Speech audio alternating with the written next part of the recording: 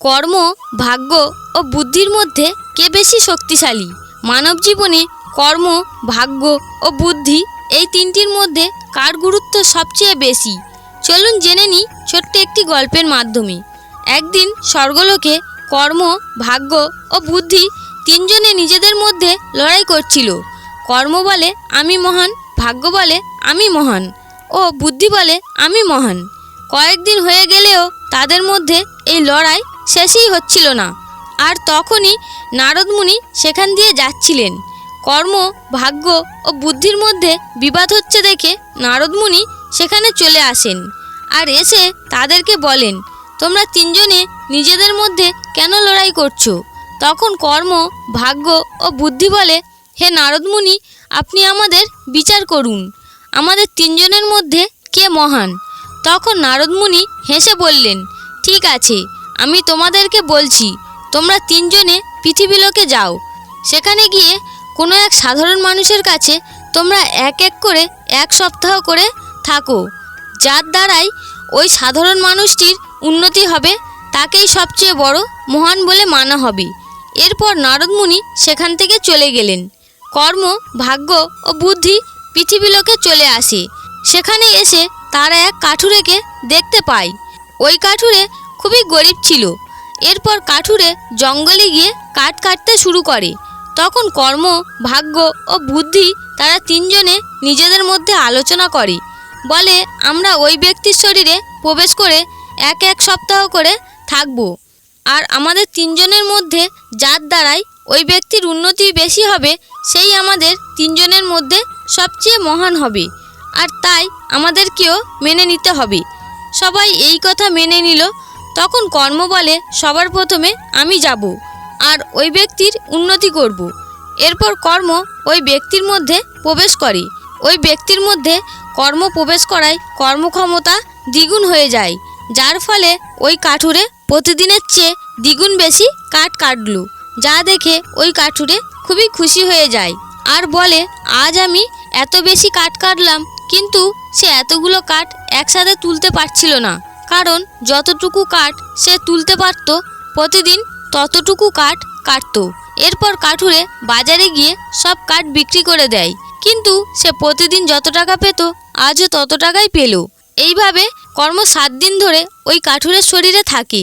আর 7 দিন ধরেই ওই কাঠুরে প্রতিদিনের ন্যায় দ্বিগুণ বেশি কাঠ কাটি, কিন্তু যতটা কাঠ সে নিতে পারত ততটাই কাঠ সে বাজারে গিয়ে বিক্রি করত। এইভাবে 7 দিন পেরিয়ে গেলে কর্ম পুনরায় স্বর্গে ফিরে যায়। তখন ভাগ্য বলে, কর্ম তো তাকে ধনবান বানাতে পারল না, দেখো এবার আমি তাকে কিভাবে ধনবান বানাই। এরপর ভাগ্য ওই কাঠুরের শরীরে প্রবেশ করে। কিছুক্ষণ পরেই ওই কাঠুরে জঙ্গল থেকে টাকা পয়সায় ভরা একটি পুঁটলি কুড়িয়ে পায়, যার ফলে ওই কাঠুরে খুব ধনবান হয়ে গেল।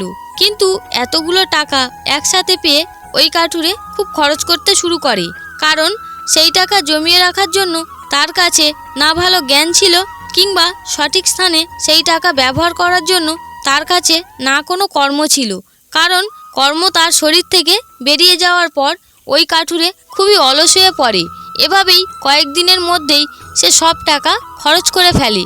আর ওই কাঠুরে যেমন ছিল আবার তেমনই হয়ে গেল। এরপর ভাগ্যেরও সময় শেষ হওয়ার পর ভাগ্য পুনরায় স্বর্গে ফিরে যায় আর স্বর্গে এসে মন খারাপ করে বসে থাকে। তখন বুদ্ধি ভাগ্যকে বলে, ভাগ্য, তুমিও ওই ব্যক্তিকে ধনবান বানাতে পারলে না, এইবার দেখো আমি গিয়ে কি করি। এরপর বুদ্ধি ওই কাঠুরের মস্তিষ্কে প্রবেশ করে। বুদ্ধি তার মস্তিষ্কে প্রবেশ করতেই ওই কাঠুরের অনেক জ্ঞান লাভ হয়। তখন সে তার কুড়ালের ধার অধিক করে নেয় আর জঙ্গলে কাঠ কাটতে বেরিয়ে পড়ে। প্রতিদিনের থেকে আজ সে একটু বেশি কাঠ কাটলো। এরপর সব কাঠের টুকরোগুলো ভালোভাবে গুছিয়ে নিয়ে বেঁধে নেয় আর টানতে টানতে বাজারে নিয়ে যায়। আজ কাঠুরে প্রতিদিনের থেকে কিছুটা বেশি টাকা পেল আর সেই টাকা দিয়েই কাঠুরে আরও একটি নতুন কুড়াল কিনলো। এরপর পরের দিন 2টি কুড়াল ভালোভাবে ধার দিয়ে কাঠ কাটতে বেরিয়ে পড়ে। কাঠ কাটতে কাটতে একটি কুড়ালের ধার কমে গেলে আর একটি কুড়াল দিয়ে সে কাঠ কাটে। এইভাবে ওই কাঠুরে প্রথম দিনের থেকে কিছুটা বেশি আয় করলো। এখন কাঠুরে এই নিয়মেই চলতে থাকে। সারাদিনে অনেক কাঠ কাটতো, আর টানতে টানতে বাজারে নিয়ে গিয়ে বিক্রি করত, যার ফলে ওই কাঠুরের আয় বৃদ্ধি হতে লাগলো। কাঠুরের মাথায় বুদ্ধি থাকাতে সে এখন সঠিক জায়গাতেই শুধু অর্থ খরচ করে, যার ফলে ওই কাঠুরের দারিদ্রতা ধীরে ধীরে দূর হয়ে যায়। আর 7 দিনের মধ্যেই সে ধনবান হয়ে গেল। এরপর বুদ্ধির সময় সমাপ্ত হয়ে গেল। সেও আবার স্বর্গে ফিরে যায়। স্বর্গে এসে কর্ম, ভাগ্য ও বুদ্ধি তারা 3 জনে নিজেদের মধ্যে কথা বলছিল। তখনই নারদ মুনি সেখানে চলে আসেন আর এসে বলেন, তোমরা কি পৃথিবীলোকে গিয়েছিলে? তখন কর্ম, ভাগ্য ও বুদ্ধি বলে, হে নারদ মুনি, আমরা 3 জনেই পৃথিবীলোকে গিয়েছিলাম। এবার কর্ম ও ভাগ্য বলে, হে নারদ মুনি, বুদ্ধিই মহান, কারণ যেখানে বুদ্ধি থাকে সেখানে কর্ম আর ভাগ্য স্বয়ং পৌঁছে যায়। সেই জন্যই বুদ্ধিকেই মহান বলা হয়েছে। তো বন্ধুরা, ভিডিওটি ভালো লাগলে একটি লাইক করবেন এবং কমেন্ট বক্সে পুরো শ্রদ্ধার সাথে লিখবেন, জয় শ্রীকৃষ্ণ, হরে কৃষ্ণ।